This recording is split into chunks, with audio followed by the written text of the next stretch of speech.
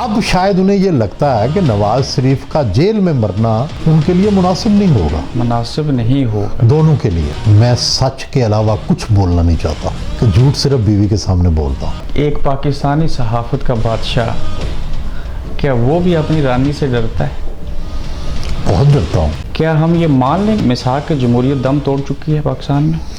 نہیں، دیکھیں، یہ جمہوریت آمریت کی جنگ تو بھی پاکستان میں ختم نہیں ہوئی۔ تاریخ میں کون فاتح ہے اور کون کنڈیم ہوگا آخری لائنیں لکھی جا رہی ہیں، ابھی لکھی جائیں۔ اس کا مطلب وہ جیل نہیں جا رہا ہے؟ نہیں، جیل میں جو تھے کوئی ان کو ان کی موت تک دھکیلنا نہیں چاہتا۔ پہلے 30 سال بھٹو کی لاش جو ہے وہ ہم پر حکومت کرتی رہی ہے، اب اگر ایک اور لاش آ گئی تو وہ 30 سال مزید حکومت کرے۔ آپ ان افراد میں شامل ہیں وہ صحافی جن سے لوگ سیاسی مشورے کر کے اپنے مستقبل کا تعین کرتے ہیں؟ میری والدین کا پیشہ معلم ہی تھا۔ کیا میں اپنے تجزیے میں یہ کہوں کہ دوسری پارٹی جیت رہی ہے؟ نہیں ہو سکتا، مشکل کام ہے، مشکل کام ہے، لیکن یہی طریقہ۔ بعض اداروں کی مداخلت ضرورت ہے یا مجبوری ہے؟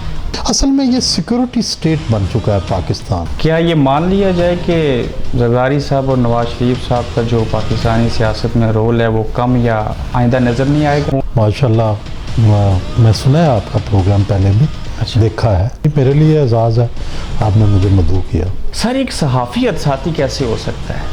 اس کی وجہ یہ ہے، تو یہ حادثہ تھا کہ میں وہاں گیا اور وہاں کا ہو کے رہ گیا۔ یہ سہیل وڑائچ آج تک ثابت کر پایا اپنے آپ سے غدار کون ہے؟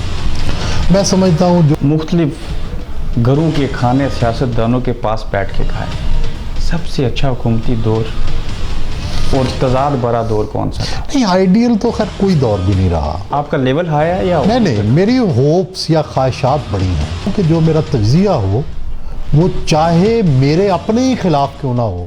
سر، ہمارے ملک کی مشکلات کی کیا وجہ یہ ہے کہ ہمارے پاس ایٹم بم ہے؟ میں سمجھتا ہوں کہ سوال یہ ہے کہ مشرف کے دور میں کیا ہوا؟ میڈیا آیا؟ نہیں، مشرف کے دور میں میڈیا کو آزادی ضرور ملی لیکن وہ چھین لی گئی۔ سر، اس حقیقی عوام کے اندر سے کبھی کوئی حقیقی عوامی نمائندہ آئے گا؟ اور ہر بندہ دوسرے پہ شک کرتا ہے، اسی لیے فوج کا رول بڑھ گیا۔ کبھی ایک سکرین پہ کبھی دوسری پہ اور پھر وہاں سے پہلی پہ آ جانا، یہ تضاد کیوں ہے؟ اور میں اس انسان کو انسان ہی نہیں سمجھتا جو اپنے استحصال پہ بغاوت نہیں کرتا۔ کوشش کی ہم سہیل وڑائچ تو نہیں بن سکتے، لیکن ان کے منہ سے نکلے ہوئے الفاظ جو طنز و مذاق کا ایک وجہ بن گئے، یہ نوکری سمجھ کے بات ہوتی ہے یا ایک نزول ہوتا ہے لکھنا؟ اور مجھے محسوس ہوتا تھا کہ مقابلتاً میری تحریریں کمزور ہیں۔ بچوں میں سے کوئی آئے گا اس طرح؟ ابھی تو میرا بیٹا انٹرسٹڈ نہیں ہے۔ خود سچ بولنا، دوسرے سے سچ سننا اور تیسرا اپنے قلم سے لکھنا دنیا کا مشکل ترین کام ہے۔ کبھی سزا ملی سچ بولنے کی؟ میں سچ کے علاوہ کچھ بولنا نہیں چاہتا کہ جھوٹ صرف بیوی کے سامنے بولتا ہوں۔ اس ریاست کے چوتھے ستون کو ایک سینئر صحافی سے یہ میں بات پوچھ رہا ہوں، ایسی آزادی ہونی چاہیے؟ آزادی کیوں نہیں ہونی چاہیے؟ کیسی آزادی ہونی چاہیے؟ آزادی کی بھی آزادی مکمل آزادی، جو چاہے وہ کہہ دے۔ اس کی وجہ یہ ہے، اتنی مشکل باتیں اتنی آسانی سے اور چہرے پہ مسکراہٹ رکھ کے آپ دوسروں سے کیسے پوچھتے ہیں؟ مجھے انسانوں سے پیار ہے۔ اس کا مطلب آپ تو میڈیا کو بڑا انجوائے کرتے ہوں گے تھے؟ But definitely.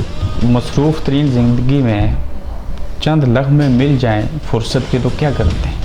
سوچتا ہوں کس کے بارے میں؟ اپنے بارے میں۔